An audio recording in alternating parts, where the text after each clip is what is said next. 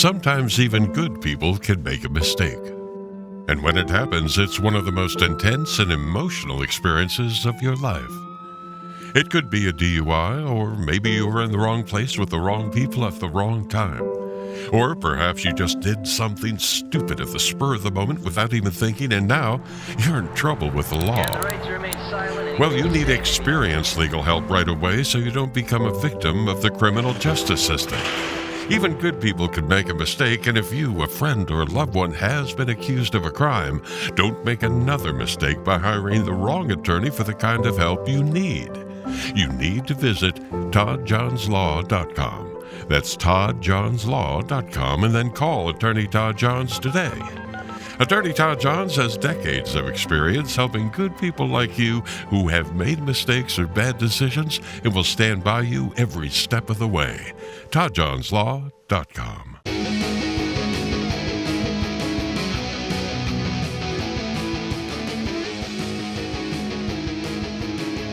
Hello, welcome to That's Enough Out of You podcast. I'm here with Don Jeffries. Don, welcome. Thanks for coming on. Thanks for having me.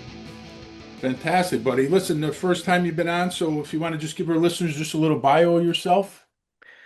Well, I guess I've been awake for longer than most people. I was awake as a teenager in the mid 1970s. So I started down the JFK assassination rabbit hole. I worked as a teenage volunteer for Mark Lane's Citizens Committee of Inquiry. So that's pretty much 50 years I've been at this. So it led me down other rabbit holes, and now it's there's lots of corruption and crime and conspiracies to talk about. So there's and more people are talking about it. Yeah, it never ends. Well, your book, Pipe the Bimbo and Red, is fantastic, and of course that's a famous line in the great movie Oliver Stone's JFK by the late John Candy. Yes. Who played Dean Andrews, who I want to talk about a lot tonight because you interviewed Dean Andrews' son. Yes, Dean Andrews III, and we ended up interviewing William Law, the co-author. Actually did an actual interview, an official interview, but Dean had become a friend of mine. He was my brother's best friend, and somehow they met. It was very weird. Dean came from New Orleans and came up to Northern Virginia. I don't know why, and my brother just became bonded with him, and I was fascinated. I said, this is the same guy, really? And Yeah. so, of course, he was. And so he was fascinated by me, too, because I knew so much about the assassination, about his father. So, he was at many family events. We used to have him over all the time, and it was very, very cool. So I still see him. I still, once a month or once every other month, I go out and take him out to lunch. Fantastic. Let's talk about that. There's a ton of questions I want to ask you about that because, of course, the importance of Dean Andrews is he gets the phone call from Clay Bertrand to Right. represent Oswald, and we know Bertrand is Clay Shaw. Let's talk about that, though. What exactly did his son say about Dean? First of all, what did he say about what did he think of Garrison? What did his father think of Jim Garrison?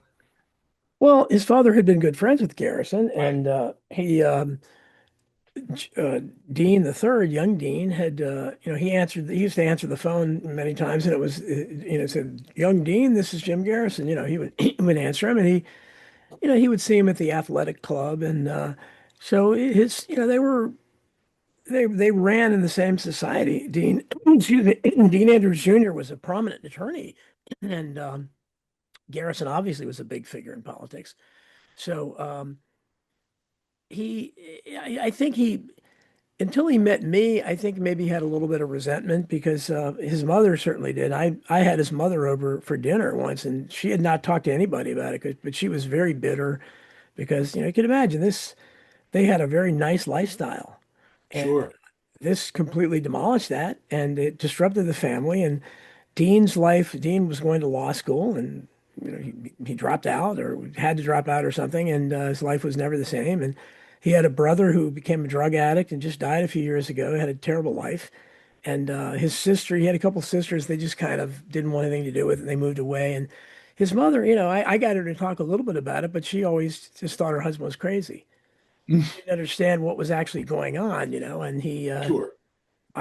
because of Dean, I started feeling sympathy for his father because the position he was in, he Right. saw people, dying all around him, and he wanted to protect his family. So he lied and But behind closed doors, as Dean assured me, this, he talked about, this was a huge conspiracy and they're going to get me. And he would lock the doors, when everybody was out, and like again, the young son that had so many troubles, he would come home from school and he couldn't get inside because his dad would lock the doors because he was afraid somebody's going to come in and get him. So it's just, knowing these people like that, you see how these events, impact people directly. Sure. And do you think that's one of the reasons why, his statements, some of them are contradictory and he Oh changed the yes, story because he's self-preservation, he's scared of what's going to happen to him. absolutely. The real Dean Andrews Jr. you can see in his Warren Commission testimony. And I always tell people, most of if you, as I have, reading through this testimony, almost all of it is just so boring. It just puts you to sleep. It's like a sleeping pill. But the top testimony, the best testimony is Dean Andrews Jr. It's actually entertaining. It's actually informative. Because, at one point he says, there's two things I got to find. One is the real guy that killed the president. And you can see like the Warren Commission counsel, like what?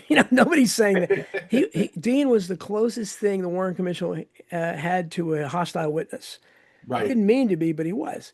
And so he's the one that talked about Maggie's drawers and all that stuff. Oswald couldn't hit anything, and Right. a lot of this stuff came from him. And of course, Oliver Stone covered a lot of that in his film. But just really an interesting, just a colorful character too. And his beatniks. His son doesn't talk like a beatnik, but he has kind of a New Orleans accent. And Right. but I mean, just reading his testimony, it's just so cool. His expressions, and I like Pipe the Bimbo in Red. Now, did he represent Oswald more than once? Yeah, during that summer in New Orleans, he and Oswald owed him money, and he always made sure people knew that. He still owes me $25, and he was again. Why was he representing Oswald? But Dean, and I think Dean Andrews again was in this circle, and a lot of these Cuban, he called them Cubanos, gay Cubanos or something, gay caballeros or something. He said, his beatnik language. A lot of those guys were sent to him. Oswald was sent to him, supposedly to help him clear up his dishonorable discharge, which I don't know how he thought he could do that because he was a defector to Russia, supposedly. But so Dean interacted with them. And of course, as we show in the book, I personally believe it's my theory. I kind of expound on Jim Garrison's theory that Oswald was some kind of undercover agent that was Mhm. on assignment at the time of the assassination to Sure. infiltrate a plot to kill the Kennedy, which would have been consisted of that plot, those people in New Orleans, Ferry, Jack Martin, Clay Shaw, who I think was probably their connection to the real conspirators. I don't think Sure. he was being manipulated. Jack Ruby, all these anti-Castro Cubans, and what I personally think is that they all were being manipulated, because almost all of them, if you look in their backgrounds, Ruby was an FBI informant. Ferry Sure. had CIA and mafia connections. They all had some kind of connections. I think Sure. they were all told to do the same thing. And they were just being manipulated against each other, and they chose Oswald as the best patsy. And of course, there's evidence that Oswald may have been the person who tipped off the Chicago plot. Right, right, exactly. Because they were planning to kill JFK earlier in November, Sure. at the Army Navy game at Army Soldier Field Navy in game. Chicago, Yeah. and they even had a three-namer there, Arthur, I forget his middle Arthur name, Ballet. Valet, yeah, Thomas Arthur Ballet. Yeah. yeah, and they His had they resume had looks like Oswald when you look at it. yes, they had the whole legend set up. It would have worked. But yeah, someone named Lee, from the Wow. FBI stopped that. And so, most of us think that Lee was Lee Harvey Oswald. Sure. Now, did Dean's son say that his father had intelligence connections? Well, Dean, I don't know how much Dean knew. He was pretty young, but he did Sure. talk about, and we talk in the book about he went to the Alpha 66 camps, Right. with which I thought was pretty, amazing. I don't think he knew what they were or anything with the significance of, but he did take him along, kind of as a father-son thing.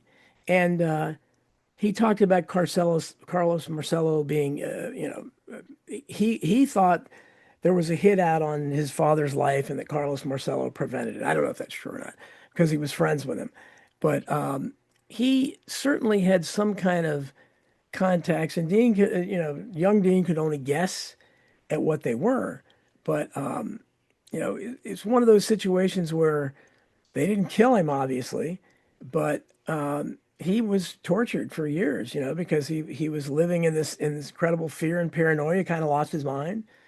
His family unraveled, and it was all because, and at that point, I guess it was too late to try to tell the truth because he had already dug himself in with, all the lies he's told and the contradictions. Sure. Now I do want to get into Marcello and the mob in a little bit, but I want to talk. Did the FBI turn up the heat on him too? Put a lot of pressure on him? I think so. Yeah, I think I mean, you got people, and Dean didn't, young Dean didn't understand, and I tried to make him understand how important his father was. He didn't really know that much about it. I told him, understand how significant, Jim Garrison's investigation really started when he read Dean Andrews III's testimony before the Warren Commission. Again, it's very interesting. And he talks about this guy, Bertrand, and it talks about Oswald not being able to kill the president. So naturally, when Garrison began looking at this testimony, that's what jumped out at him. And then he talked about, being in the hospital at the time of the assassination and getting a phone call. And I'm asking questions I don't think anybody else does. How did they know he was in the hospital? As Dean, I think Dean the third has pointed out, is that his father hadn't let anybody know. So how did they, he just went in the hospital for, I forget what it was, some kind of minor thing. And how would Clay Bertrand have known he was in the hospital? But somehow they knew that's where it's not like they called his home and they told him he was in the hospital. They called him directly there. And it's a mystery as to why they were asking this guy, because presumably it was already in the plans for them to kill Oswald. So Sure. why were they asking? Were they just trying to, entangle him in something? But he looked, I guess they thought they could trust him maybe because he had been, in their midst and he had represented Oswald in some way, but he was also ticked off at Oswald because he owed him $25. So it's mysterious, but there's no question he did get that call. And as we point out in the book, his his secretary testified that she had Right. contacted her, and she very strangely said no, she couldn't come to Dallas to help him, which I thought was weird.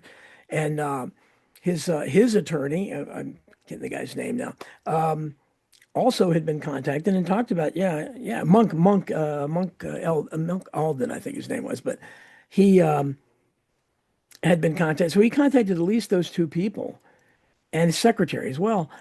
So this was not a hallucination. And of course, later he got himself talked Sure. into his hallucination, but it was no hallucination. And one of the revelations in this book is Dean. I don't want to put any spoilers out there. People can read it in the book, but Dean, there was something suspicious that happened in that hospital, and young Dean, talked about it, and nobody else knew it. I mean, I think they were trying to kill him at one point. Right. Um, I got a theory on that. I want to run by you. And I heard you say in one interview I watched that you did about, how there's so much negativity on JFK, the womanizing, the Yeah. mob stuff, where they try to destroy his character so you don't look at the reasons they killed him. Yeah. And one of the things I've been looking into is a lot of the mob stuff and the Kennedys and how so much of it is just bullshit. The Yes. Kennedys were going after the mafia. They weren't Yes, friendly they with were. them and all this other nonsense. So I wonder, you mentioned how Dean Andrews was very close with Carlos Marcello. I always felt that the conspirators, the intelligence community used the mafia kind of like another patsy, like a contingency to blame. Yes. Yes. And I wonder if the reason Andrews was chosen for that call by Shah was because of his closeness to Marcello, where they could just say, blame Marcello. Do you think that's a possibility? Yeah. Yeah. I think it is, and you're right. I've always thought that the mafia was a backup patsy. They were kind of a fallback option. I mean, they're If not that's protected files for 60 years because the mafia did it. Let's be right. honest. Exactly. That's what I say. I mean, the mafia was powerful at one time. They haven't been powerful for a long time. I guess Oh, they still exist, but not like they used nah, to. they And they still don't. wouldn't be able to do that, pull that off No, for I themselves. mean they're all, people in government are mobsters now. I mean they're the ones that act like mobsters. People get body counts. People get hit all the time, like way on a much greater scale than we saw into the mafia. But I think that, but there was a lot of overlap between the mafia and the CIA, They were using especially. them on operations. They used them in drugs. They used them in the Right, cash plots, and I'm just. sure, But the thing is, though, when they throw Marcello in there, though, I've never seen any evidence that Marcello was involved in the Castro plots. It yeah, was Roselli, it was Trafficante, it was Giancana. yeah. But a lot of authors just throw Marcello in there. Yeah, But I've well, never seen any. they're looking to most people.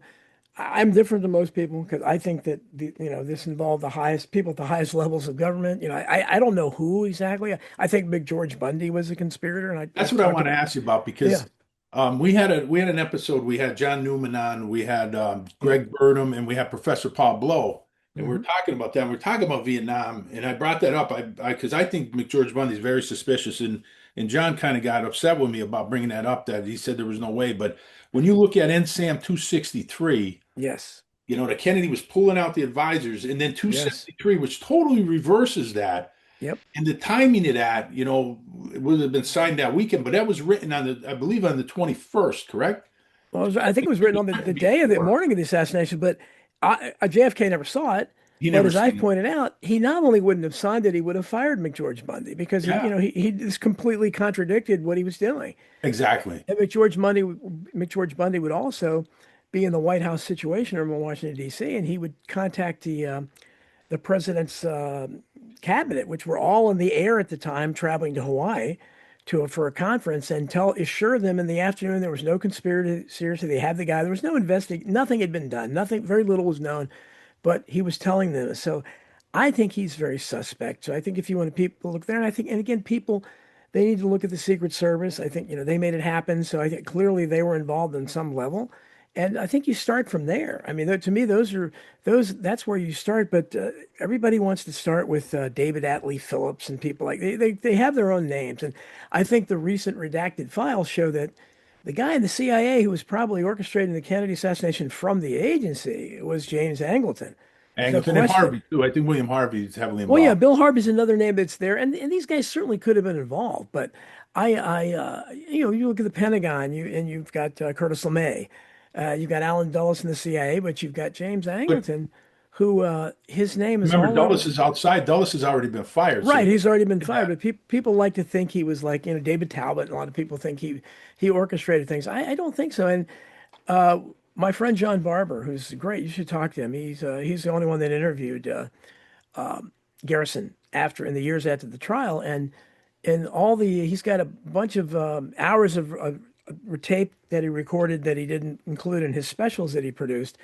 And he told me, he said he asked Garrison at one point, so who do you think was who's the main guy in the cover? And he said Averell Harriman. He said it was Averell Harriman. He said a lot of people. He said people think Alan Dulles said Alan Dulles answered Averell Harriman. So I don't know if that's true or not, but Harriman was a strange guy. But most people don't look there. Well, They look another at, guy that you would have to take a look at a high level would be David Rockefeller, because well, David sure. I don't think anybody talks about him, but yeah, he was certainly one of the most powerful people in the country. and he But certainly profited from the Kennedy assassination. sure, I mean, all these, Vietnam, he yeah. made a ton of money in the Vietnam War. Right, right. So I think that, so people ask me who killed Kennedy. I always say, look, only thing I know with certainty is they proved that whoever did it wasn't Oswald. So we know he didn't do it. So Right. why they keep lying and saying he did it? So let's look at who's lying. And, that's why I say that more and more people didn't think that before, but especially with the redacted files, there's more and more attention being drawn towards Israel because those redacted files showed Angleton, who was the Israeli liaison to assassin. the Mossad. He has Right. a monument to him in Israel. And all those redactions had to do with Israel and Angleton. So, and we know, thanks to Michael Collins Piper, who was smeared for years, now he's in his final judgment, he's finally being accepted. But he's the one that first revealed that JFK was at war with Israel, with David Ben-Gurion behind the scenes about them developing nuclear weapons. Nuclear So, weapon. Sure, he didn't want him. Kennedy was right. set against him getting it. So that's another thing you throw in there. So, I mean, so many people wanted him dead. His Vietnam policy, the fact that he wanted to, I mean, he Civil rights seriously is was. another one too. Well, yeah, well, that was just kind of I think that could be, but I think that if you look at Vietnam and you look at the fact that he literally was talking about abolishing the CIA. And Sure. so these are powerful people. And then you throw in Israel that he's the only president we've ever had who really stood up to, he's certainly the last one that stood up to them. So, and that's very relevant now as we look at, Yeah. how entangled we are with them. But a lot of the research community doesn't want to go that way. And they want to talk about various CIA figures. And yeah, I'm sure they were involved in some, but I don't think any of those guys were big enough to be the grand, imperial wizard of the campaign of the conspiracy. Well, let's talk about, JFK. I don't know if you know Monica Weizak, but she does some good work on JFK's actual presidency and so much of the stuff that he was doing that got reversed, and things would have been so different had Kennedy lived. I mean, there's no Yes, question about that. All the stuff, yes, but I want to go back to the character assassination, because there's so much of that, and so much of that is garbage. And I've been spending a lot of time looking into that, the bootleg and stuff, all that crap, and just it's complete nonsense, most of it. But I yeah, wanted your take on why do you think so many people, even in the research community, believe that stuff, and they do. it's really a shame. Like Judith Exner, I don't know how anybody could believe anything Judith Exner said because Exactly. she contradicts herself.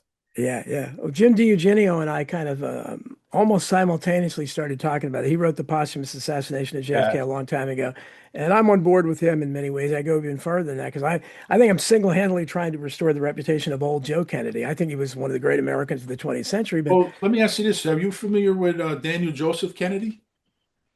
No, no. Yeah, Daniel Joseph Kennedy was he was the guy that I believe is the real bootlegger that a lot of people confuse with um, old man Kennedy. Old Joe. Jim Oh, okay. DiEugenio got me onto him. He was born in the Midwest, but he had connections in Canada, and he was very close with some of the gangsters like Oni Madden and Frank Costello and Meyer Hmm. Lansky. And he went by his middle name, Joe Kennedy. So when Steve Oh, okay. Hirsch is talking, he interviewed Oni Madden and Yeah, I see interviewed where it is. Frank Costello, and Hirsch said, "Well, they told me he was in the bootlegging business with Joe Kennedy." Hmm. Think they were telling the truth, but he was in the business with Daniel Joseph Kennedy. It wasn't even the same guy. And there's a lot of information to back that up. There's a lot of Canadian authors because this guy was under heavy investigation in Canada. Right. And a lot of the companies that authors attribute to old man Kennedy were actually owned by this Daniel Joseph Kennedy. So I think that's where, I think a lot of the people didn't care. They wanted to smear the old man, like you said.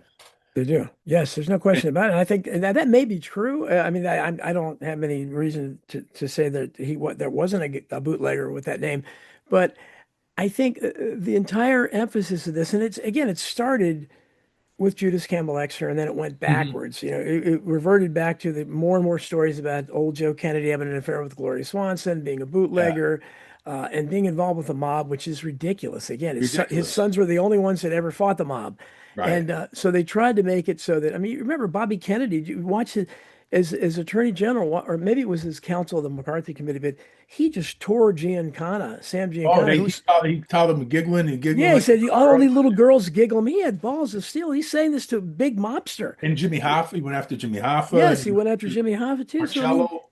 yes, Barcello too. So the idea that, but they've been able, and you can't get past it. I talked to so many people; it's confirmed in their minds, just Yeah, like all the. And I kind of said, look, I don't have any doubt. Let's say JFK slept with Marilyn Monroe. Well, I mean, I don't know. I can think of a lot worse sins than that, if that's the case. that But is so exaggerated too. We had Don yes, McGovern on. Don McGovern, I think, is the best at that, and hmm, that was probably at the most a one night stand, and that's it. yeah, And they make this whole thing. They bring in the mafia to that story. They bring in the Castro yes, plots and all this other not. And one of the thing about the Castro plots that they never talk about is that didn't even start under Kennedy. It started under Eisenhower, and that's right, why Exner's story makes no sense because right. she's saying she's running messages between Yeah, Giancana it's and just Kennedy. absolutely ridiculous. And Yeah, then she said that she actually said they met in the White House, which you can imagine. I mean, why would it's anybody believe yeah, and he was doing LSD with Mary Meyer and everything. I mean, it's just crazy that? stuff. But For another lie. at this point they can say anything they want about him, and they managed to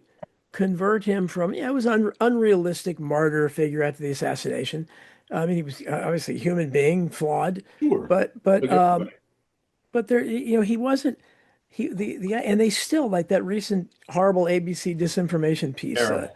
that was awful. They still managed to fit in about the only question they had about the autopsy was incomplete because they were trying to cover up Addison's disease. The Addison's disease, And yeah. they've had the form signed by Robert F. Kennedy for years that said that said no restrictions. There were never Right. said they're absolutely ridiculous, but they've tried to blame the Kennedys for everything, including Sure. their terrible autopsy.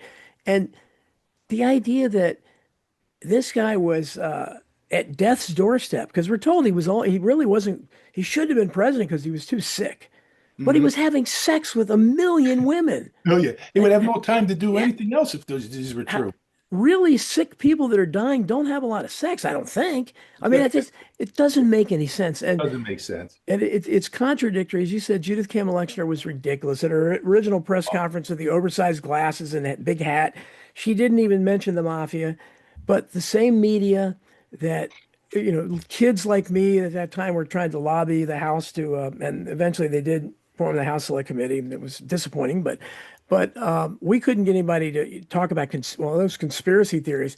Soon as Exner came out, everything was they swallowed it. The same media bought everything she said, and then you instantly saw things like the Wild Wild Kennedy Boys and She Hirsch's kept adding book. on. She added Yes, on to the story. 10 years yeah, later, she's adding on and changing different things.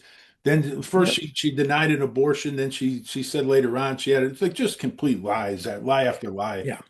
It's complete transformation, but it was done now Kennedy, because again, the so-called liberal media, which generally protects, especially Democrats, you're not going to see any critical books about FDR or Truman or even LBJ really, but Kennedy is fair game.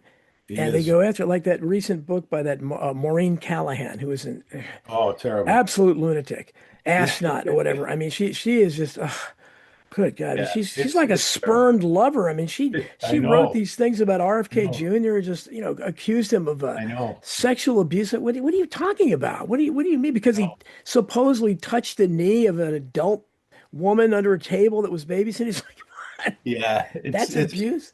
Yeah, it's but that's it for the Kennedys. It's fair game, and that's part of it is a posthumous assassination. And if they can make you think that he was a louse and he was a really bad guy, then you who won't look at cares? the Who Yeah, cares if he died? He was no good anyhow. Nothing yeah. would have changed. He wasn't going to get out of Vietnam. That's Noam That's Chomsky. such a lie. That's Yeah, such a lie. yeah, Like they did that Ken Burns documentary on Vietnam. yes, They yeah. don't even mention NSAM 263. Nope. And I so many times that people say, well, Kennedy got us into Vietnam. Well, there was no combat troops there when Kennedy was there. And he Right. was pulling out the advisors. We know that. So how in the Yep. world did he get us in? We know LBJ was the one that got us into Vietnam. But like you said, LBJ is protected. Even like CNN, they'll Yeah. do shows on LBJ that's just unbelievable. They blame everything on Kennedy. Yeah, and there's so much there with LBJ. You've got Landslide Lyndon and the Yeah, dead people. He going walking through the cemetery and telling his people they got as much right to vote as anybody else. It's just horrible, holding up his hound dogs by their ears and his forcing yeah, his aides to go in the toilet with him, and he's whipping his thing out in meetings. I mean, there's so many tales about him. terrible. And JFK, you have, behind the scenes, he was having sex with movie stars supposedly, but he was also almost dead and shouldn't have been Yeah, president because of that. So it's unbelievable. And that, a lot of it goes back to the old man is, because they really hated old Joe Kennedy. And I've written a lot about him as well. And he had all the right enemies for the time being. And, yeah, he was good friends with, and there's a letter, and we almost published as an appendix to my last book, American Memory Hole, but we couldn't fit it in. But you can find it on the Kennedy Family Library. I think it's on that website, but it's a letter that JFK wrote at 22 years old, 1939, I think, to his father. mhm. And you can tell by the way he's talking that they've discussed this before many times. And it's a very lucid letter about why Israel would be a horrible idea. This is like 8 years before it could. And they talk about the problems. There would Right. be, and he does a great job of, delineating what's going to happen. You can tell him and his dad talked about it a lot. And Yeah. then he goes and tours Europe with Jim Forrestal, who is also a good friend of his dad's.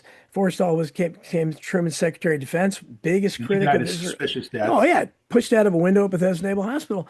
So these are the groups that they were intermingling in. So, and I'm sure old Joe Kennedy, who had already seen his oldest son die in a suspicious plane crash, Joe Kennedy Jr., his daughter die in a plane crash. He was already before when he saw what happened to Forrestal, he probably talked about it to JFK. That Mhm. somebody probably knocked him off, and he talked about the Federal Reserve. He was one of the Yeah. first critics of that. He was a banker, so he Yeah. understood that. So he was a very important man. I don't think it's any coincidence that he suffered that stroke right as JFK came into office because he was JFK's number one advisor. That's who he went to, his father, They did. always. Right. And he wasn't in office very long at all before, and they was incapacitated. He couldn't talk.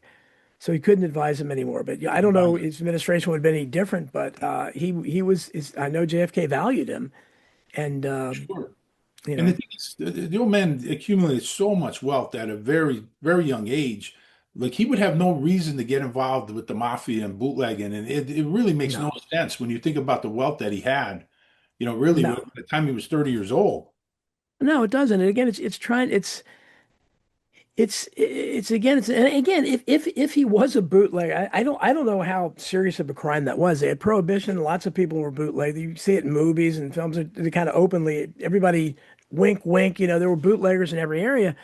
I don't think he was, but it's again, I, it's attempting to. I've looked at the Kennedys and I've read so much about them and researched them, the Kennedy family. They fascinate me. I've there's an old Victor Hugo, I think, said that behind every great fortune is a great crime. I can't find the great crime behind the Kennedy fortune. no, To me, they're cleaner than all the other one percenters. I mean, compare them to exactly. the Rockefellers and the Rothschilds you No. can't even know about. They're because I mean they actually tried to do good, and it wasn't like the Rockefellers had their tax-free foundations where they're looking for tax shelters. The Kennedys ended up through Eunice Kennedy Shriver. They founded the Special Olympics, Right. where they transformed the way people are looked at like that. And that was, I mean, I have a niece with Down syndrome, so I really could relate to that. She was in the Special Olympics and all that. None of that was available to people like that. They just shunned them and put them away before that. That was all her. That was all the Kennedy family. Everything that I've seen that I looked into, old man Kennedy made his money after Prohibition, which was legal. Everything was legal. He didn't. I'm 100% convinced he was not a bootlegger, and it was this other guy. And the media just gaslighted it. The authors made a lot of Yeah, money on it. They tarnished his reputation. But I'm convinced. And the thing is, he did make money on insider trading, but it wasn't illegal at the time he made money on that. right. So and he accumulated so much wealth in the film industry. Yes, he was He in. made so much money, and again, that's where another place they try to tie him to the mafia, and there's no evidence. You can't believe some of these mob guys that are that hated the Kennedys, and then they're going Yeah, to well, say stuff later, and you take them at face value. It's pathetic. that's what Bobby Kennedy Jr., RFK Jr., in his book Family Values, which is a real good book.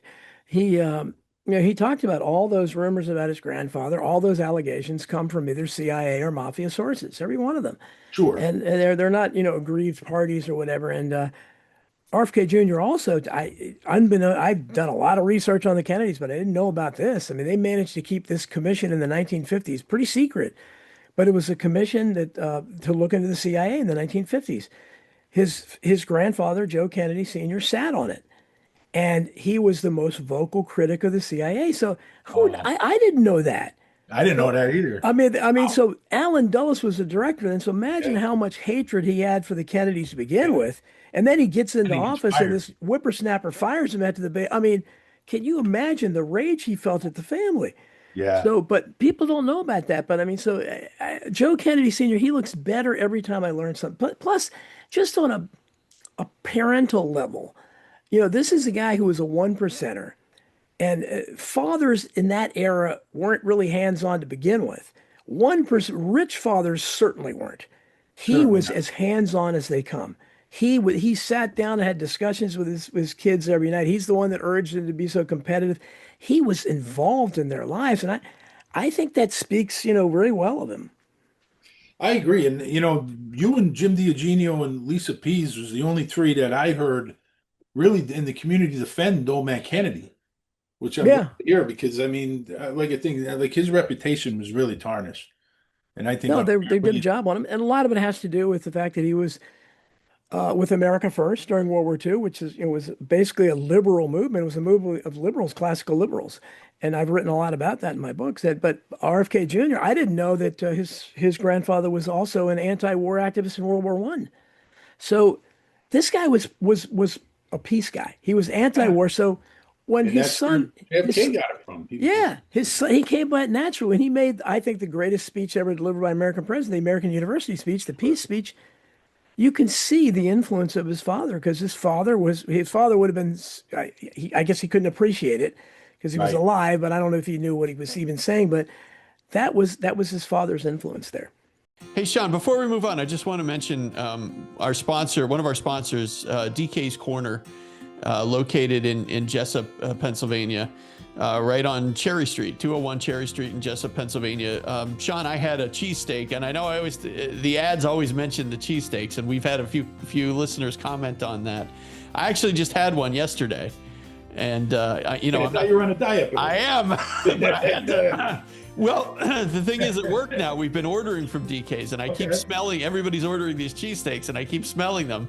So yesterday fantastic. I broke down, and I had to have one. It's all right. It's just, I'll tell you what, Sean, just delish. I love DK's Corner cheesesteaks. Dave makes everything himself there. Everything is so fresh. All the food he makes is just incredibly delicious. It's such a really a great menu too. I mean, it is, Bill. He gets really creative with a lot of the specials he has. Yeah. He has really good stuff, and his pizza's fantastic, but he always has incredible specials, Bill. And there's always different things there that, you always have to make sure you check, look on Facebook, DK's Corner on Facebook, because he's always got different specials, different things. He's constantly changing the menu. Constantly. And that's what, keeps it fresh, keeps everything good. So he has breakfast. He has these breakfast bowls in the morning. They're delicious. Everything, like I said, everything he makes is great. He's got kind of a unique cooler in there with different sodas and stuff like that, different drinks. So make sure you call or stop by in Jessup. Again, it's 201 Cherry Street in Jessup, Pennsylvania. If you're local here in Northeast Pennsylvania, make sure that you stop by and check out DK's Corner. Again, just delicious food, Sean. I know you order from there a lot too. I order constantly from there, Bill, and so many times that I sent people there. My brother went there, loved it. I had other people. Nathan loves it there. It's just a great place. Sometimes they take it out. Sometimes I even sit there. It's really comfortable. But we get so many people, Bill, listeners and stuff that said, "Oh, I went to DK's and it was great." I can't tell you how many people. We just had a question episode where people were talking about it. It's just unbelievable place. So definitely check that out. All right, definitely check out DK's Corner. Go to Facebook, look up DK's Corner. Again, he's located at 201 Cherry Street in Jessup, Pennsylvania. DK's Corner. We will be right back. Hey, Sean, I want to make sure that everybody knows about our Patreon. I know we mention it every once in a while on the show, but really important that people check out our Patreon. If you go to Patreon and search for That's Enough Out of You, or just click on the link in the description, you'll find we do an extra episode every week called The Speakeasy, and it's really usually just Sean and I kind of talking about the day's events, current events, and things like that. But a lot of exciting things. I mean, I know, Sean, you're constantly putting articles up there on our Patreon. Yeah, and sometimes, Bill, we do bring on special guests. We had Dave Whelan on, we had Scranton Dave, and every now and then we bring Patreon members on. We've had different members, Scott Alfieri, Michael Pilch, Dan Hankey was on. So, there's an opportunity there if you want to come on the show with us. So there's a lot of things we're doing. Like you mentioned, Bill, the articles. I put articles up on a free site, but I also put articles on Patreon that's not available on the free site. We have a lot of times I put up future intel about guests that we have coming up and stuff that we have coming up on the podcast. And, we created a great community there, Bill. There's a lot of chat goes on there. There's a community chat and a lot of the comments back and forth. Just the Patreon members always have great insight. So it's a community, Bill, and it's an opportunity for people to join for a really good price, Bill. Yeah, I mean, you can't beat it. You can certainly become a free member if you want to. There's also tiered levels with subscription amounts, and just for $1 that gets you everything. I mean, the $1 gets you everything, including our weekly show. There's other tiers. I think, Sean, what is there? A $3 tier? $3, there's a $5, there's a $10. I mean, and there's a $50 if people could afford to give $50. Yeah, I mean, totally up to you. Once you join, you can make that decision, and certainly, there's no commitment. I mean, you could join for a month or 2 months or whatever you want, and then you can switch your subscription around. Totally up to you. I mean, that's people love Patreon for that reason. It really is. It makes it easy. It's kind of however you want to do it, however you want to join. And we certainly appreciate anybody who joins our Patreon and supports the show, because we definitely, you know, Sean, we're not getting rich off of this podcast, that's for sure. But we definitely, you know, appreciate any support that we get from our listeners. And you know, we also have our merchandise store. If people want to check out, we have the shirt that I have on now. We have mugs up there. We have cups, hats, anything you can do to help the podcast grow. We also have a bookshop up there, Bill, where all the authors that we have on our podcast, we have their books up. And it supports local bookstores, Bill. The money goes to local bookstores, a little bit to us, and then to the publisher and to the author. So it's a real good opportunity instead of buying Amazon and you know, making supporting billionaires. Right, sure. There's an opportunity. And as far as Patreon, one last thing, Bill, if you want to join as a free member, we do put some stuff up there for the free members, and then if you like it and you want to upgrade, you can do that. Absolutely. So definitely check out our Patreon. Like I said, there's a link in the description to our Patreon, or you can just go to Patreon and search for That's Enough Out of You and look for our logo, and just fill in the information and you can join. All right. That's it, Sean. We appreciate all of our Patreon members, and we hope that you guys will consider checking it out if you haven't joined. Thank you. Yeah, I agree. But when you talked before, you mentioned, you know, that this was a huge conspiracy and it went even beyond the, you know, the CIA. You know, the autopsy was controlled by the military. Yeah. So there you have involvement. You know, you have to have involvement from the military there. And like you said, you mentioned the Pentagon, and you know, you're throwing the one percenters who hated Kennedy, hated his father. You know, you mentioned Averell Harriman. I mean, there's just a lot. The Brown brothers down in Texas. There's so many of them that D.H. Byrd, all those guys that hated the Kennedys. Yeah, he had so many enemies. That's why to try to figure out. I think Oliver Stone. I'm sure it didn't happen exactly that way, but when JFK, when he talks about there's something in the wind, and I guess, you know, somebody says something, and I think maybe it was something like that, because you had so many people, like you had Curtis LeMay and others in the Pentagon.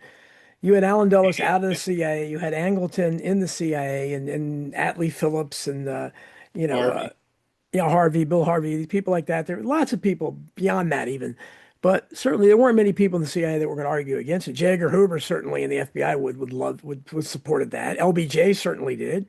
The H.L. Hunt and the oil company certainly he wanted to remove their oil depletion allowance. Sure. So they all had reasons to hate him. And then Israel, like I said, whatever influence Israel played. So I think it's a consortium of people that decided to come, but it had to be something so powerful that 62 years later, you can have ABC News with all the people dead. These are all new people, lying, just saying the exact same lies that they said. Somebody like Dale Myers, who I argued with him on an internet forum 25 years ago, and he ran away with his tail between his legs. This guy, and somehow he's on TV because he's willing to promote this nonsense. And when I watched that and I saw, you know, DiEugenio, I think he got maybe 10 seconds, and Oliver Stone. Too. Jefferson Morley didn't get much time. You know, Morley didn't get much time either, and Oliver Stone got a little more, but it was scattered, and you could tell they were cutting up what he said, and it was just embarrassingly bad. I know Oliver's protesting, and I don't know what'll come of it, but you know, we don't have the fairness doctrine anymore, so they can't do what NBC was forced to do to Jim Garrison. It would be nice if they did give him equal time, but that's not going to happen now. Let's go back to Dean Andrews, though. What did his son think of the movie, JFK? What did his son say his dad thought of the movie? Well, his dad was gone. His dad died before dead, right? that. Yeah, his dad died before so that. What did he think of the movie? What did his son think? I think he liked it, but again, the subject was it was kind of a sore subject with him, because again, his mother was still bitter about it. His mother never wanted to talk about it because, you know, this had disrupted their lives. They went from being among the cultural elite in New Orleans to persona non grata. His brother was, you know, had all these issues. And so his own career, I mean, he was on fast track to become a lawyer like his father. Didn't happen. He ended up driving a cab and, you know, doing things like that. Now, you know, he lives on a fixed income. So it's, I think he's willing to talk about it more now, but that's since he's met me. I mean, I kind of piqued his interest. And so he's as fascinated by me as I am by him, you know, because I don't think he understood. He talked about uh, he was in a bar, and Oliver Stone and Kevin Costner came up to him, and they wanted to, they said they wanted John Candy, who was going to play his father in the movie. They wanted to know if John Candy could kind of travel around with him for a while and just watch him and get his mannerisms and everything. And he said, man, I love Candy, but you know, he said my mother would kill me. His mother didn't want to have had anything to do with it, so I got Right. to respect my mother's wishes. That was what he said, and so I think he liked it, but it probably took him a while. His mother's still alive; she's in her 90s. So, but I got her to loosen up a little bit when she had dinner at our house. I kept saying, you know, your husband, he wasn't crazy. This is, you know, Right. he was, you know, she. So I think I got her to understand a little bit, but I think he's become much more of a conspiracy guy. You know, when we get together and talk, although he's more, I'm a populist. You know, I don't like either party. I think he definitely hates Trump a lot. So that colors what he sees. You know, now when I talk to him, you know, and but What year did his father die? What year did Dean Andrews die? I think it was early 1980s, I think. Okay. Something like that. Yeah. I can't remember exactly, but I think he was only 59 or something. I want to say it was early, circa 80, 81, something like that, I think. Okay. Let's go back to when you talked before. You were talking earlier about the New Orleans connection and all that, and you felt that Shah was the main connection to Yeah. the conspirators, and I believe that too. I believe, you know, with Permindex, his connections to Permindex, Yes, yes. and but talk about Shah a little bit. Yeah, well, you know, we talk about him a lot in the book, and his, you know, contacts are fascinating. And, you know, he had connections, for instance, this guy, Alvin Ochsner of the Ochsner Clinic. And that was a very strange medical facility there that serviced a lot of third world dictators and also happened to be the place where Lee Harvey Oswald's best friend from high school died. And I ended up talking to his sisters. And again, I always forget his name. What the hell's his name? It's blanking on his name again. Butch was his nickname, but he's the guy that stood up for Oswald, you know, when he was being picked on and everything. And you know, they became best friends for a while. His sisters, who are still alive, who go by the names of Sweetie Pie and Cookie, and believe it, they're very cool people. So they sent me a special New Orleans Mardi Gras cake afterwards. It was very cool.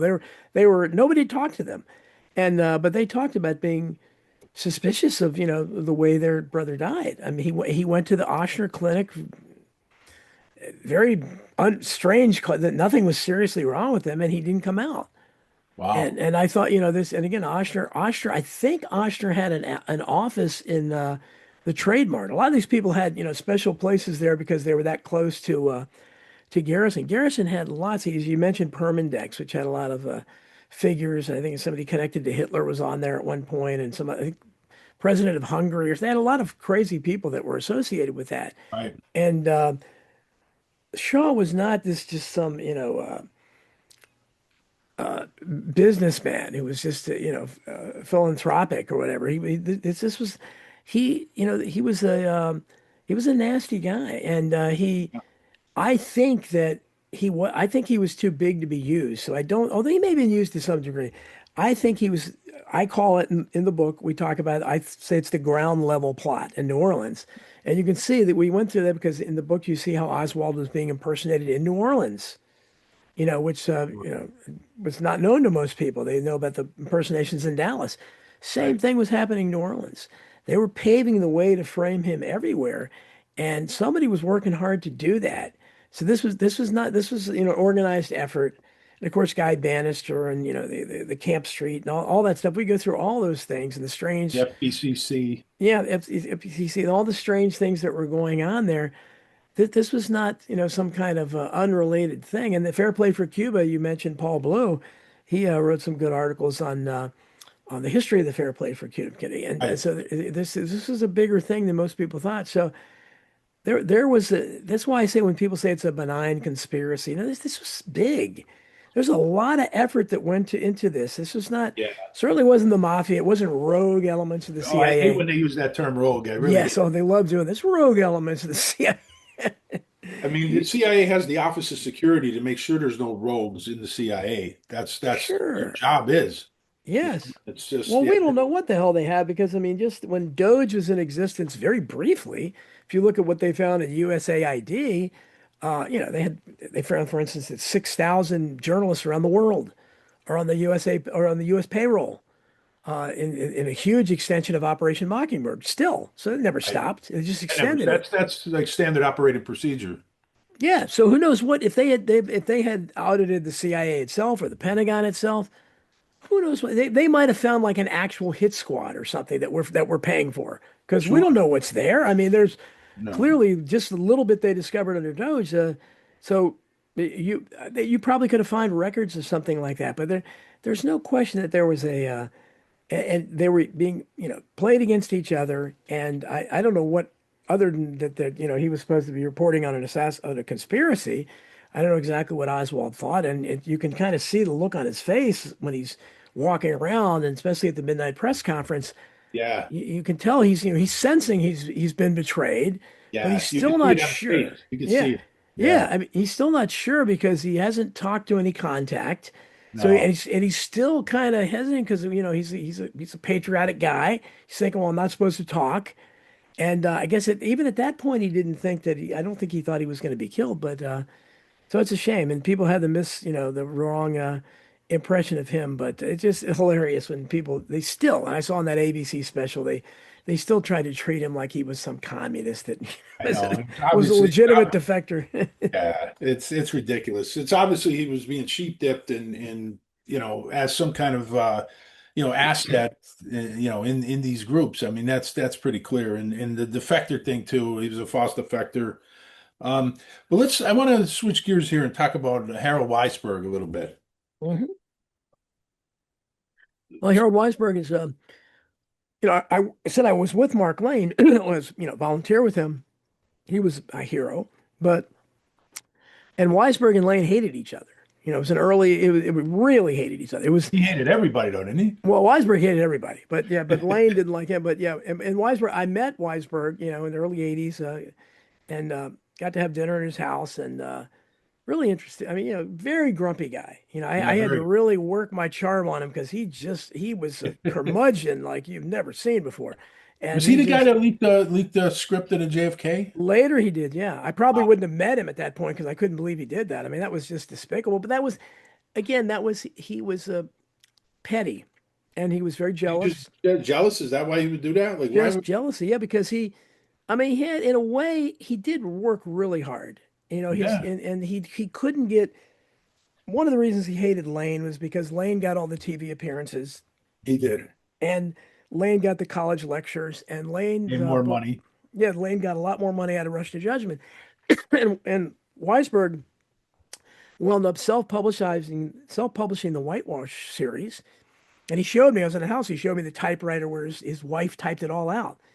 And which is a huge task because they were big books. And so I admired him, and when I met him, is because I was willing to go pick him up in D.C., where he went every day to file Freedom of Information Act lawsuits.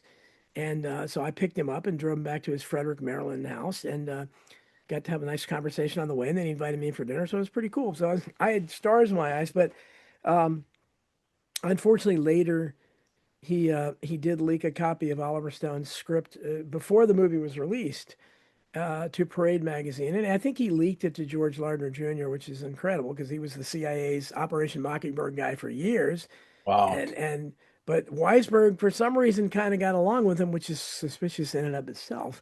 And of Yeah. course, Lardner was famously the last guy with David Ferrie. He was there that night. It's like just happened to be okay. That's pretty weird, um, but yeah, Weisberg. But I used Oswald in New Orleans was a reference book for me for this. And not a lot of people have that. It's really hard to get. It's hard to. My copy of it's probably worth a lot, I guess. I don't know. It's pretty rare. But he he was working with Garrison, and again, because he didn't get along with people, something happened where he turned on Garrison. And even though Garrison used a lot of his research, and it was great, and we show in the Yeah. book all the. I mean, he did, for instance, when he things that are new to me that I'd forgotten reading that book so long ago. But one of the things he did is he looked up and talked to the people who printed the Fair Play for Cuba pamphlets that Oswald was passing out. And there was a guy and a woman that worked there, only two people or something that worked there. And they both ended because he wanted to know who picked up those pamphlets. And so independently, they both picked out Carrie Thornley, who was Wow. Oswald's kind of look-alike and very suspicious Marine Very buddy, suspicious. Yeah. who has much longer Warren Commission testimony. He's the one that Yeah. claimed they called him Private Oswaldovich, and Yeah. a lot of the mythology comes from him. This like From him. Ruth Yep. Paine Yep. had Yeah. it too. Yeah. So that was, and I thought, wow, I don't think very few researchers know that, but that's huge that they identified, what's Carrie Thornley doing picking up pamphlets for that? But Carrie Thornley's the Wow. same guy that was writing a book about Oswald before the assassination. He was supposedly writing a book about Lee Harvey Oswald. He was so impressed with him.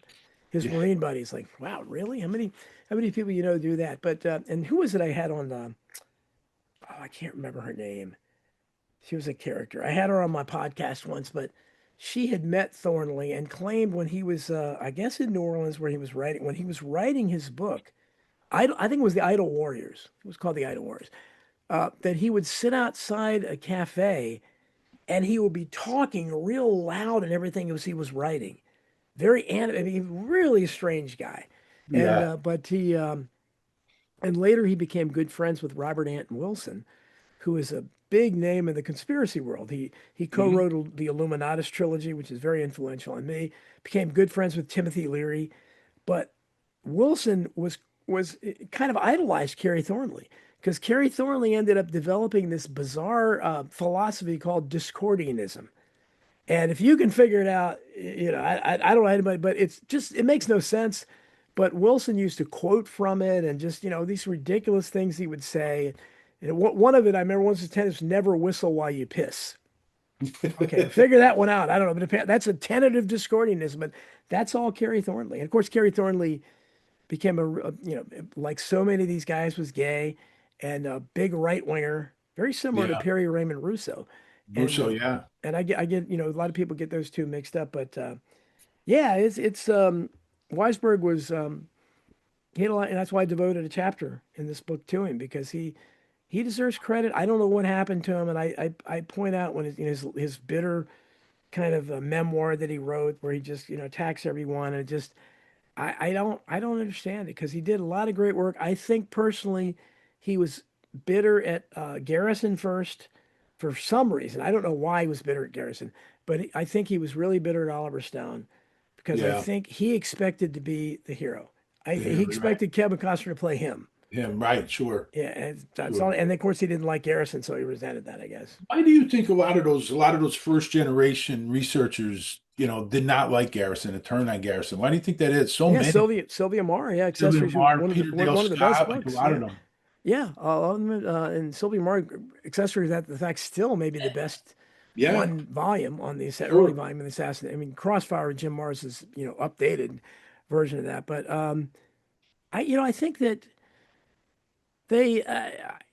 I don't know if some of them maybe didn't want it solved. I don't know. I'm not sure what they, and I think that a lot of them were sympathetic to Clay Shaw for some reason. I think that it was generally known he was gay, and these critics were mostly far left wing, and I think a lot of it had to do with they thought he was picking on this gay guy.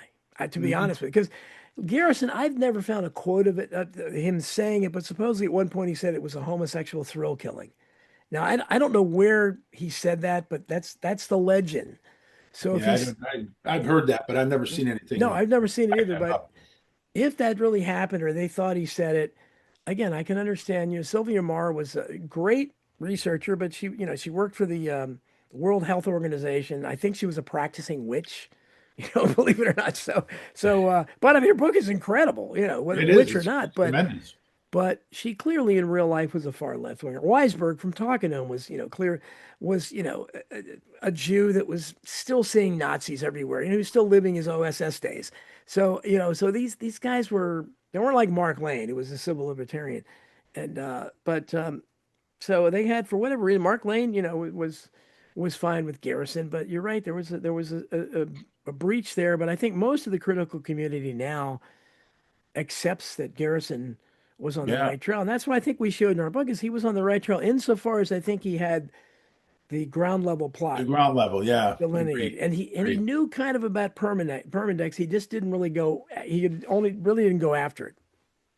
Well, it was hard for him, to really extend the plot beyond New Orleans with the resources he Oh, had. yeah, well, I mean, he was being attacked relentlessly just for what he was Sure. doing. So he Yeah. he really couldn't do much. But no, great man, and certainly my friend John Barber, met him and talks about him all the time. And I don't agree with John totally when he says Jim Garrison solved the case. I don't think he solved it because he uh, he Like was you said, right. the ground level, the ground level. The ground level, and I think he found Clay Shaw was the big honcho at that level.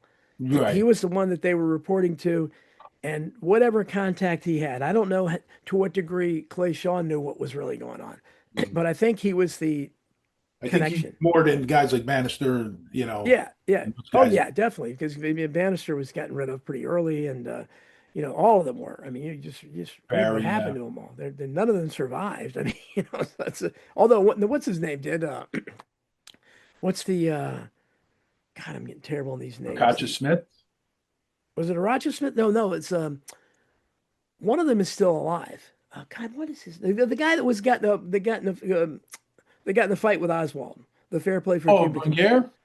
Yeah, Bringuier is alive still, I think. Yeah. He's like nine, and I was scared to call him. We talked about calling him. I said, I don't know if I want to talk to this guy because first of all, he hates Kennedy still, and Yeah. he thinks the communists. He does think the communists did it or whatever, but Yeah. I don't want to. What's the point? I could say I talked to him, but he's a scary guy. Even at 90 something, whatever. So No, you mentioned Perry Russo before. Didn't Russo say that Walter Sheridan tried to bribe him to say stuff about yeah, Garrison? yeah, that's what. And I've always tried to find if he has it. Supposedly Garrison had it on tape that he had him wired. I've never heard it. But supposedly, and if he had, I don't know how they couldn't get Sheridan if they had him wired. And he said, yeah, he supposedly offered him a great job and everything to move to California or somewhere if he would testify against him. So I don't know what more evidence you would need, but for whatever reason, it's hard a lot about Garrison's case. It's hard to figure out where the evidence is, and he was under attack nonstop, and Sure. Russo wasn't the greatest witness, No. but he ended up that's what he had because all his others were dropping like flies. Yeah, and Sheridan went after him. I mean, I always looked at Sheridan like a fake friend of the Kennedys. Like so many of these guys that are around the Kennedys and they say, they were good friends with them. They really weren't. Yes, And yes, they later on you see them where they tarnish their reputation and say yeah. things about them and stuff. And I think he was one of those guys. Well, Uh, yeah, with friends like that, he supposedly worked with RFK in the Justice Department, and yeah, his journalistic career began and ended with covering Garrison for NBC. That's the only thing he ever did as a so-called journalist. right, sure. And you interviewed Steve Jaffee, right? The Garrison investigator. I think I interviewed him a long time ago. Yeah, oh yeah, I talked to him. Yeah, I interviewed for this book. Yeah, he's a good friend of John Barber's again too. Yeah, I think Garrison, I mean, he really, like you said, the ground level, he really was onto the ground level and the New Orleans part of the plot. I mean, but he was attacked at so many different levels. Oh yeah, I mean, just it's unprecedented the way again you could see the way the establishment went overboard with again this guy because he's trying to ask questions and the questions had been asked. You had all these best-selling books that had been published. The public opinion polls showed 80% of the public whatever believed there was a conspiracy, but they resented Garrison and they did a care and Garrison did like to talk. And Sure. he would say things, especially if he really said the homosexual thrill thing. I don't know that he did, but if he said something like that, that's ridiculous. But he would run his mouth, and he always had colorful quotes, and they would take things out of context, and they loved it if they could get him to say something like that. But they Sure. they never even attempted to take him seriously or treat him fairly. And I also heard you say in another interview I watched with you that, the JFK, RFK, MLK, all these assassinations, were related, even going to Chappaquiddick. Yes. They're all Yeah. connected. And it Well, was I'm one of the few ones that did research on Chappaquiddick. Yeah, I think again the evidence shows that I think the evidence shows pretty clearly that Teddy Kennedy wasn't in the car.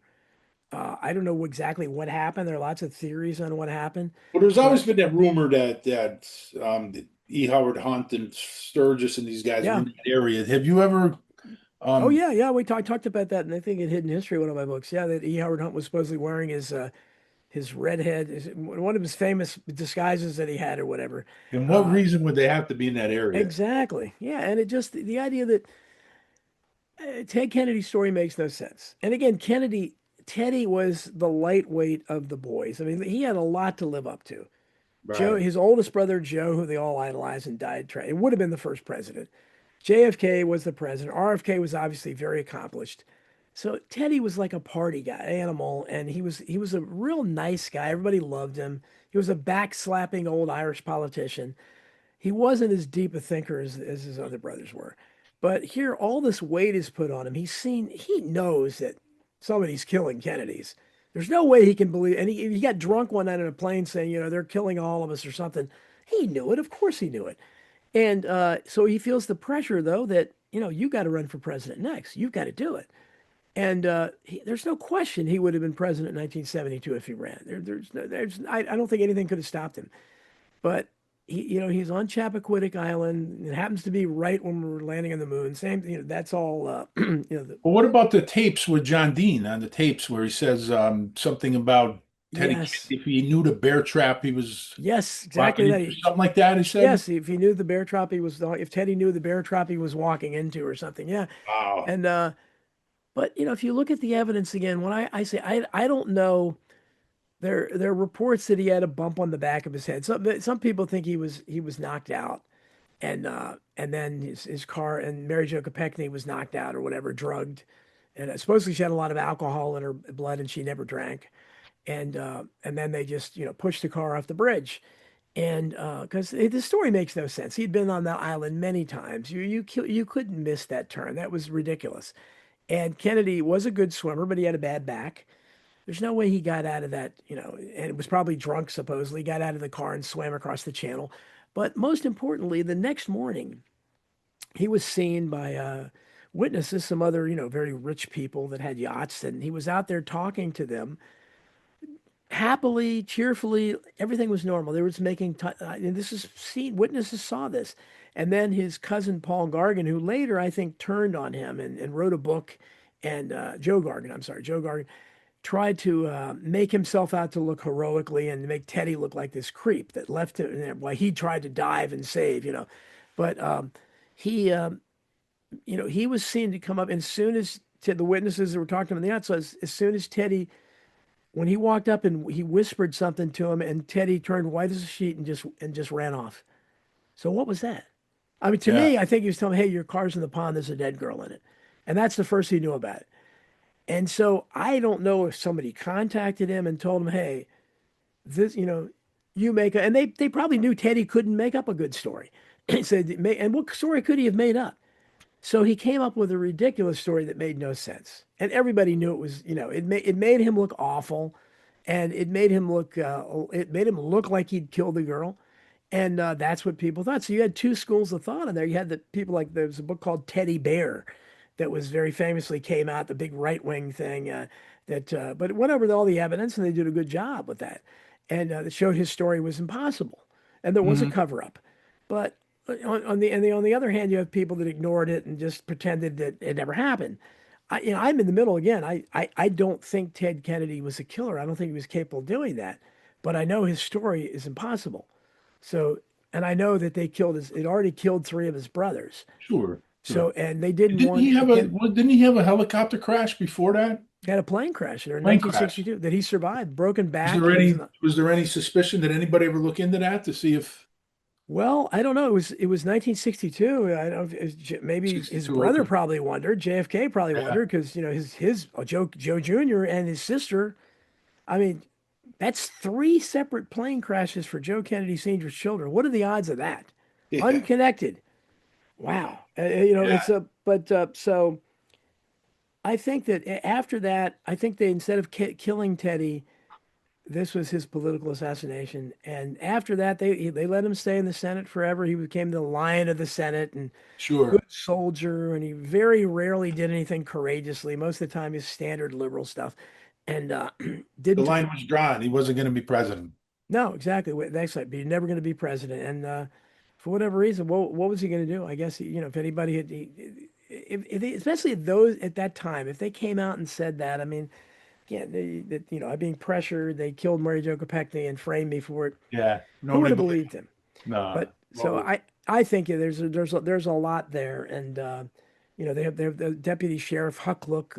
He was out and he saw three people and he identified the license plate in Kennedy's car shortly before that. So who were the three people? I don't know. That means at least somebody else, even if you assume Teddy was there.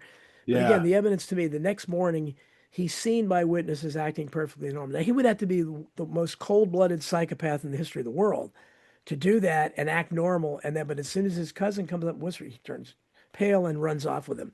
So I think, it's pretty obvious what happened there. yeah, I agree. Well, this has been great. There's a couple, I know we're going on an hour here, but there's a couple more things I want to ask you about. Let's talk about some of the suspicious characters like the Umbrella Man and the Dark Complected Man. Now, the Umbrella Man is something that I don't believe that Stephen Witt was the Umbrella Man. No. I mean, that's just ridiculous.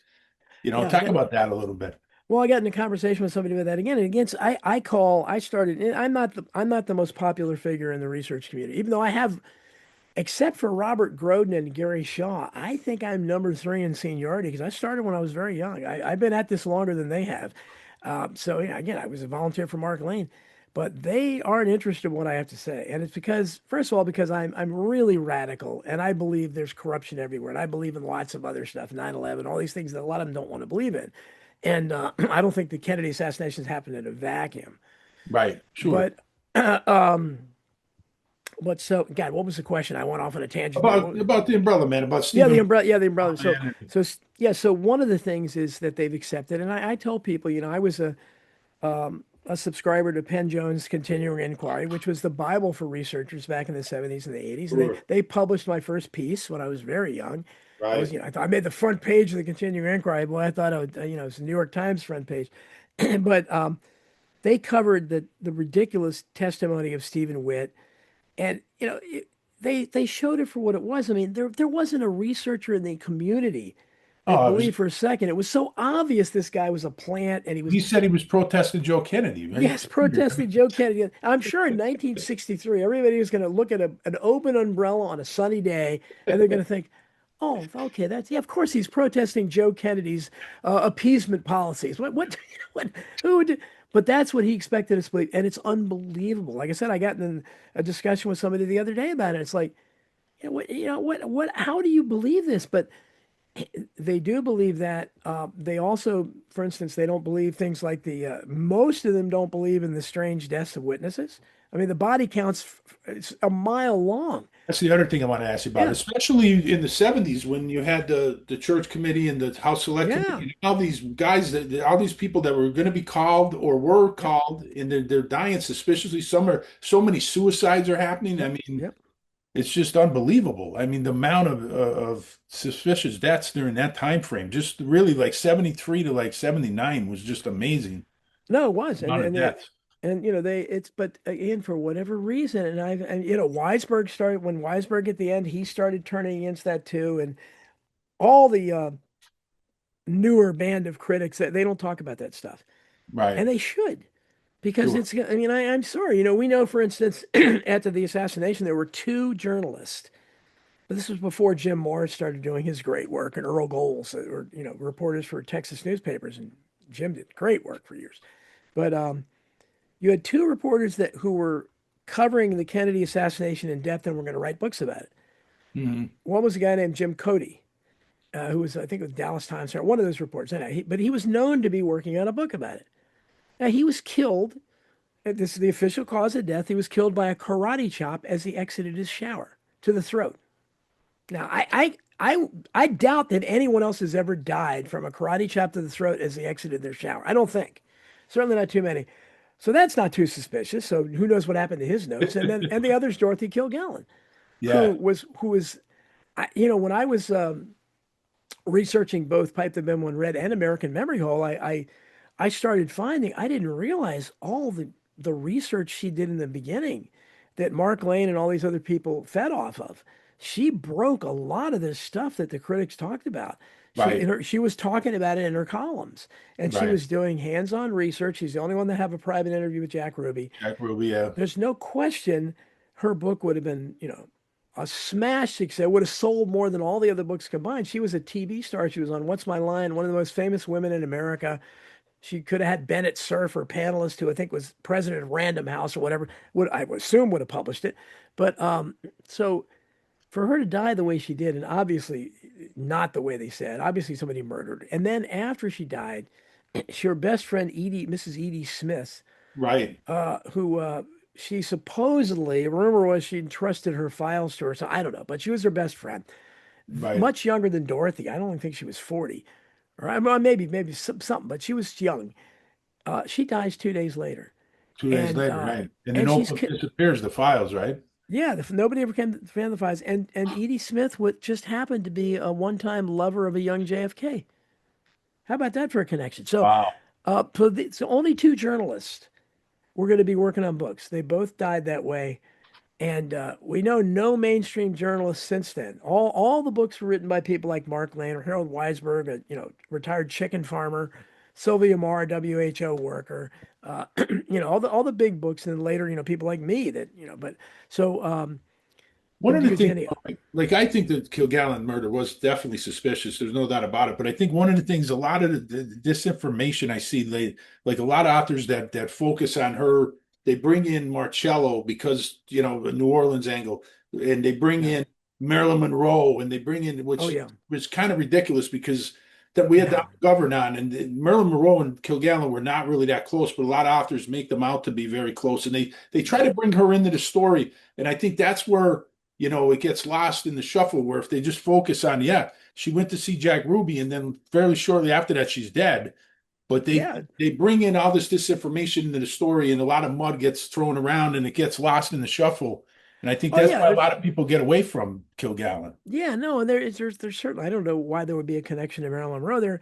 No, She was again, just look at her columns. She was the only journalist that was doing her job. Just right, like Roger Craig was the only Dallas officer that was doing his job, right. so what happened to him. But I mean, Yeah, she was doing her job. She was doing investigative reporting, journalism, and it was showing up in her columns. And people like Mark Lane were, going to visit her, and lots of people were there working with her. Oswald's mother, Marguerite yeah, Oswald, who I talked about in American Memory Hall. I tried to restore her reputation because I think she was the first conspiracy theorist. She's been treated terribly unfairly. She was the first one to talk about all this stuff. She fed stories to Mark Lane and people like mhm, that. And she was going and questioning witnesses. She that ridiculous, what's the guy's name? He's still alive, Bob Schieffer, who lied about her and smeared her reputation and painted her as a money grabber. And he's still alive, but he should be ashamed of himself. Not only the fact right, he was a terrible shill journalist for decades for CBS, but right, and she was not that. I interviewed a guy who was best friends with Marguerite for a period of time later, hasn't told his story. Great guy, and John Martino, and he talked about how heartbroken she was, that she couldn't understand, why, people treated her like a pariah. He went out and ate with her all the time, and he saw how people treated her, and that she wasn't this money grubber. She was left without her, most people don't realize when these kind of things happen, she was fired from her job as a nurse after the right. assassination. Who was Sure. going to hire the mother of Lee Harvey Oswald after that? Nobody. Nobody. So, and she was, she wasn't young. She was probably 60-ish or something, maybe in the 50s or something, but Right. wasn't a young woman. So then she had to eventually subsist on Social Security. So she did try to sell some of his memorabilia. She had to make ends meet. Sure. And she did, Sure. charge for interviews if she could because she was trying to make money, but she wasn't. But again, Schieffer painted her out as this, horrible, petty woman, and it's unfair. She was not that at all. But and that's kind of a long-winded answer to Dorothy No, Kilgallen's that was thing. great. Yeah, this was great, Don.